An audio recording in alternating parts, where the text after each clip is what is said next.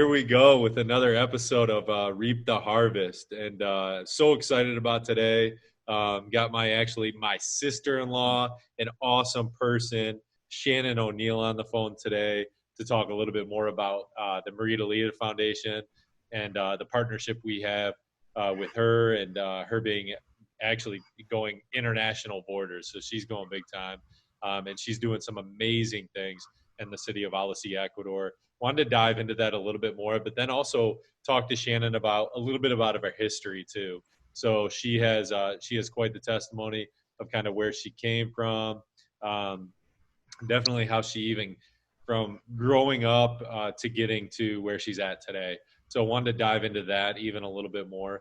But so good to have you on, Shannon. So good to see you. Hey, Matt. Yeah, thanks for having me. I'm so happy to be here to talk to you. Awesome. Awesome. Sounds good. Well, I'll tell you what, Shannon, you have been an inspiration. Shannon has been amazing. I'm going to just give a little bit of backdrop, but I want you to actually follow up and just give a little bit more detail to the followers. But so Shannon started out, she grew up Southeastern Michigan, born and raised, um, and born and raised out of obviously an amazing family that I'm obviously close to. And then she went to the University of Michigan, so her roots are in southeastern Michigan. Then she went to DC for a while, lived in DC for a little bit, and then met her knight in shining armor, James, who's a pilot, and actually a he's in the Marine Corps. He's a captain in the Marine Corps. So just for all the vets out there, thank you for your service. And then then they moved to Vero Beach, Florida, which now they're planted right now. And I think the Lida Foundation is about 3 years old now. Is that correct? It's getting closer. It's closer to two. But yes, time flies when you're having fun. Yes. Time flies when you're having fun. That's absolutely right. That's but she has an amazing organization, and I want her to brief us about it. So the Marita Luna Foundation is a nonprofit based out of Alusi, Ecuador. Its overarching theme is tourism. But Shannon, can you tell us a little bit about the Marita Luna Foundation, how it transpired? Number one, how it even came into your head that this was going to be something cool, as something that you wanted to achieve and really build from the ground roots, and then kind of where you are today, right? Sure. Yeah. So I would say that education was something that was very emphasized in my family. Coming from an immigrant family, my father and his family moved from Ecuador, and actually the town of Alosi, Ecuador, which is a small town in the central part of the country, to Ann Arbor, Michigan, in the United States. Go blue, hence the Michigan connection.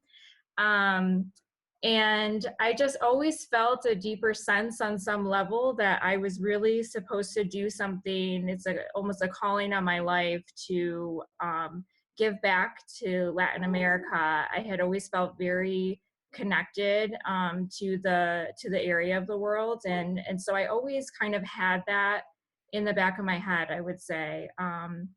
And before, a few years ago, before entering business school, as you had mentioned, I believe earlier, I have my MBA from Washington University in St. Louis.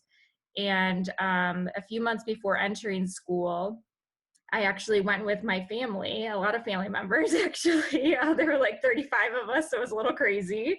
We have a big family, a lot of fun, and we actually all went to Ecuador. And for many people in my generation, it was the first time we had been to the country. And it was just a really cool experience to kind of see where our family was formed, where it was originally from, where our aunts and uncles and parents and grandparents had lived for so many years of their lives. So that was a really interesting experience. And when we went to Alosi in particular, in Ecuador in general, while we had such a great time and felt so connected to the area, it was undeniable to see that there is poverty and there are challenges that people there face. And so I kind of went into business school with the idea of, is there some way that business or some sort of social enterprise could really give back to this community and help improve this community and really empower the community. And so that's kind of where the idea transpired. And again, going into business school, I kind of was thinking about quite a bit as I went through my different studies in business. It's awesome. So, what would you say would be have been the single, whether it be a person or an event, was the the single, probably biggest reason or center of influence that you had for this vision of the Marie Lida Foundation? Um, I would have to say in business school, there's different defining moments, right, in your life. And I definitely had one in business school where I was taking an intro to entrepreneurship course, and our professor had everyone in the class give a pitch of a business or some sort of enterprise that you would have to pitch to the entire class. And then the top pitches would basically do a feasibility study with the classmates. And so I was thinking about all these different ideas of what I could do, like from dog services, whatever else.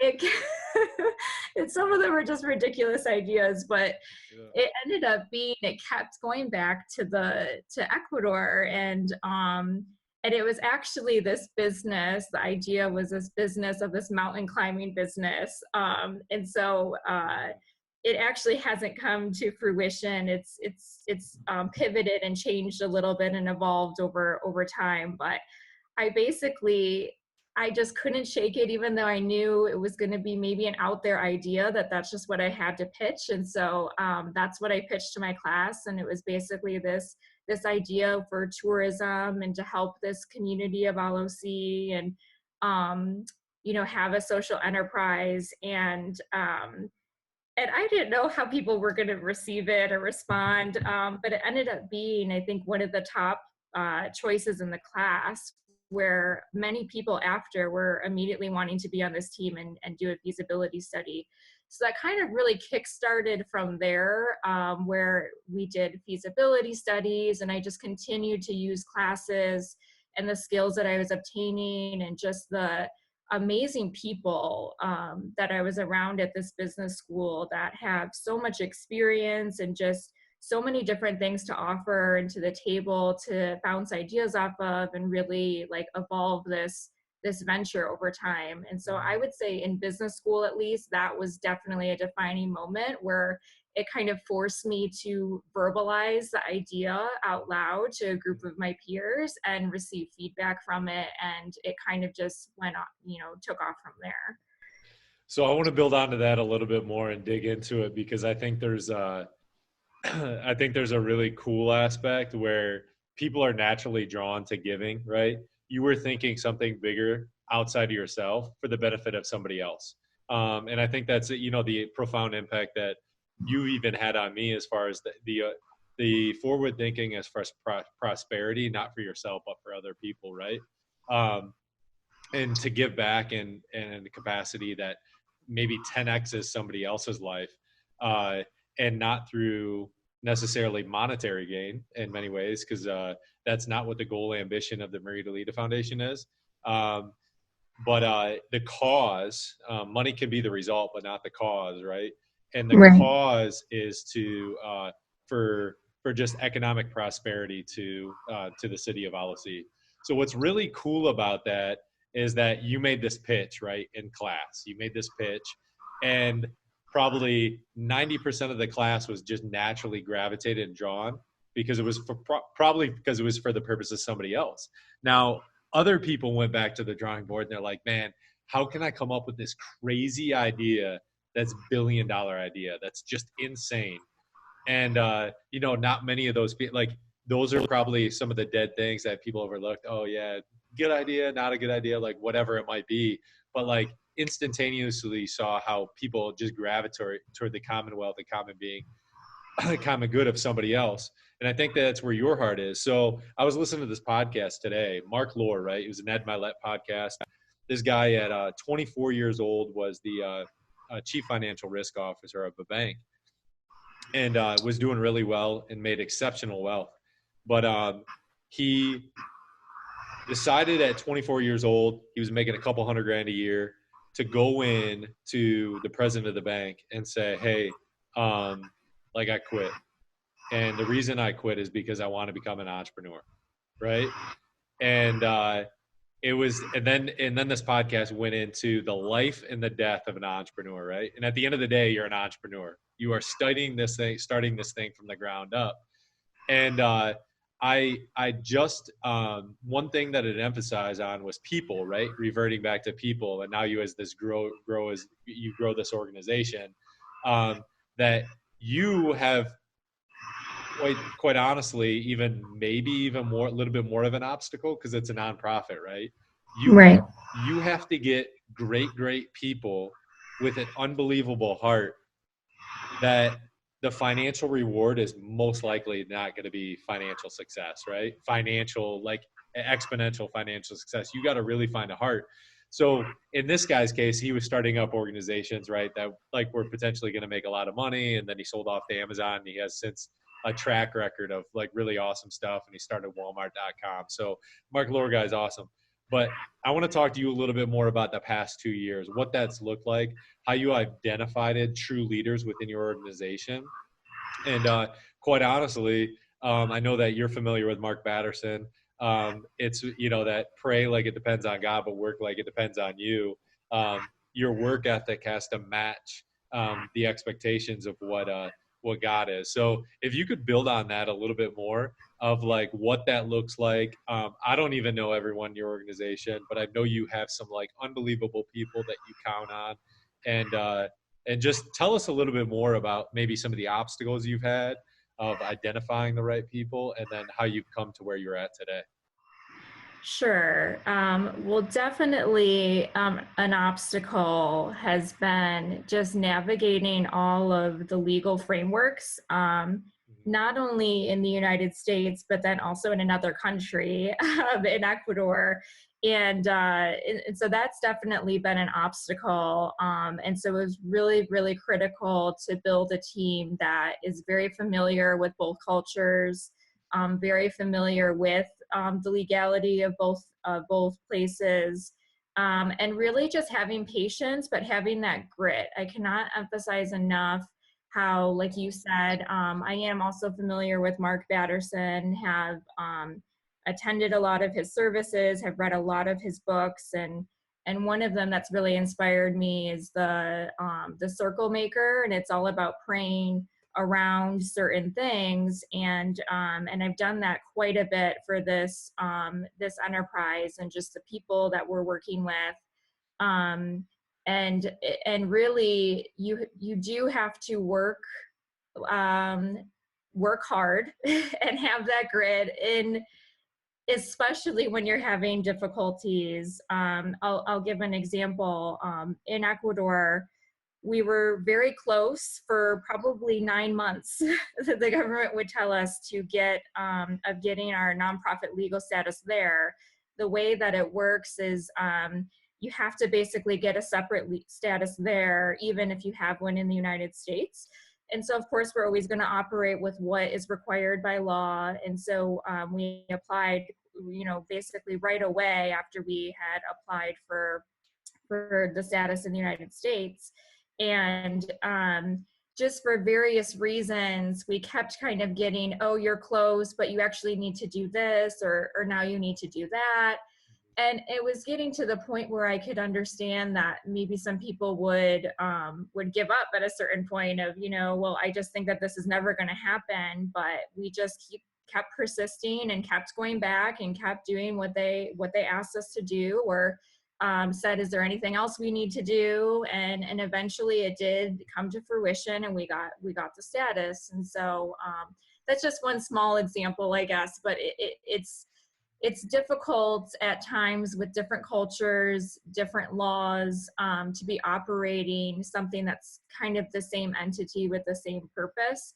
But in the end, it's so worth it, and I'm so grateful that we have both statuses, our 501c3 status, which was also a whole nother process to get, because it really gives our organization that legitimacy, and it's something we're very proud of. You know, we've been vetted by different organizations and basically approved to do what we're saying that we're going to do.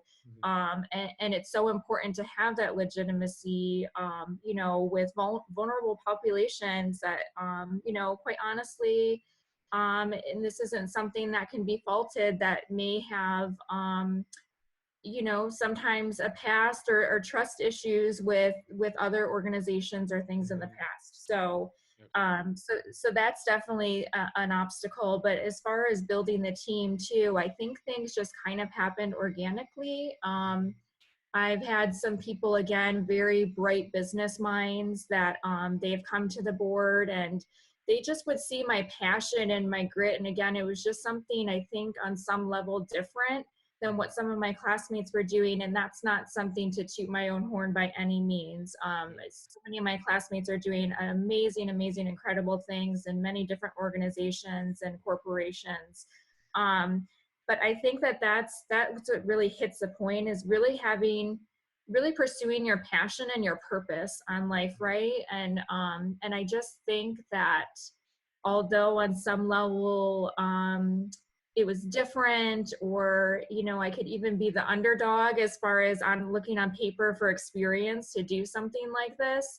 If you really, really have that persistence and that passion, and you just keep working at it little by little by little, and really celebrating those little successes, and always looking forward to what you need to get to, but not being afraid to kind of step back sometimes and really look back at how far you've come. I think it's just so critical to just keep you going, and really when you look back, you always realize how much you've been able to do. It's amazing. It's amazing. What's your word of the year? My word of the year is actually abide. A lot of what I do is guided by my faith, and just kind of what I was speaking to. I think it's so important when if you're doing anything. Um, for me personally, as a Christian, it's very important for me to take what I believe to be my calling on life as a Christian very seriously. But at the same time, not to become so obsessed with it, and to realize that I always have to abide in God and abide in Christ and my faith, because that's going to be what keeps me grounded. At the end of the day, in my belief, that is what is going to bring success. It's not my own doing. I do my part, but I always have to be rooted in that. That's awesome. I thought it was going to be grit. I love that word. But abides even more. That hit home because even this week, we actually I'm part of a small mastermind, and we had a guy come in by the name of Ed Cobell, which has like an awesome testimony. This guy is he's actually the COO of the Bartolo development, which is a major player from a global standard. But he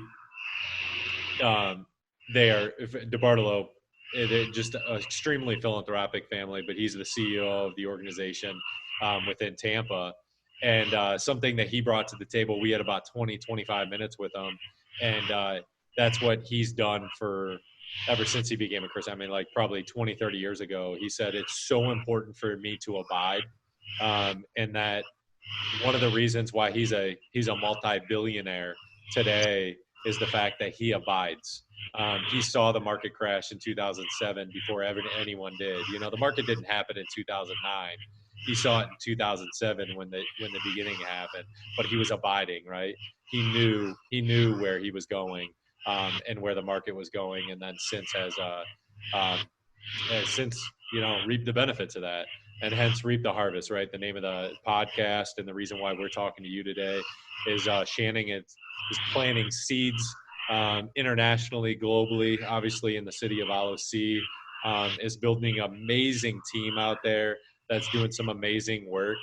But and we're going to be putting out some more content on the Marita Lida Foundation. I want to publicize them. We've obviously partnered up with them, and we want to see them grow and blossom and do some even amazing things in the city of LOC through tourism. But Shannon, it's been amazing to have you on today. Thank you so much for just giving us a briefing on the Marita Lida Foundation and then digging into kind of your work and where the Maria Lida Foundation is headed. Just on a one last final note, if you could just give us just a real, just a high level overview of the Maria Lida Foundation, and then kind of like next steps, and then finish it off with how can people connect with you? How can people reach out to you if they want to stay connected with you? They want to give in some capacity to you. How do they do those things? So I know that's a lot, but if you could give them a high level and then how they can connect with you. Sure. So I'll start with the Maria Lida Foundation's mission, and that's to promote self sustaining economic development in LOC, Ecuador through tourism, education, and training programs. And really to really support that mission, we have three pillars of focus. And one of them is to increase the visibility of LOC for tourists. So we really want to promote the area and say how great it is for tourists. The second one is education, and that includes English classes with the expansion in the near future to business classes and hospitality classes. And then the third pillar is really empowering people, in particular business owners in the area, especially in the tourism industry. And we have a vision later on to empower business owners through business skills, potentially funding opportunities, maybe some sort of accelerator or incubator to help them to really get new businesses off the ground in the area. So that's a very high level explanation of what the foundation does. And if you want to connect with the foundation, you can go to www.marialida, which is MARIALIDA foundation.org. And there you can find plenty of links of signing up for our newsletter. You can read up on our newsletters and what we're doing. And you can also contribute and partner with us financially so that we can continue to do the good work that we're doing and partnering with LOC Ecuador. And if you want to connect with me personally, you can always go to LinkedIn. I'm happy to connect with people. I'm pretty active on the site, and I would love to talk to you more about all of this. Nice. So what are some of the social media handles the Maria Lida Yes, Foundation for has? Maria Lida Foundation, it's at Maria Lida Foundation for Instagram. And then on Facebook, it's just under Maria Lida Foundation. If you search on Facebook, you'll be able to find it. Awesome. Awesome. Well, sounds good. Shannon, thank you again so much. You're a killer. You're a true inspiration. And you got a whole lot of grit. So I appreciate you today. Thank you so much for giving us and all of our followers a little bit more information about the Marita Lida Foundation. Please reach out to her, connect with her. This is Matt Tack from Reap the Harvest. We out. Deuces.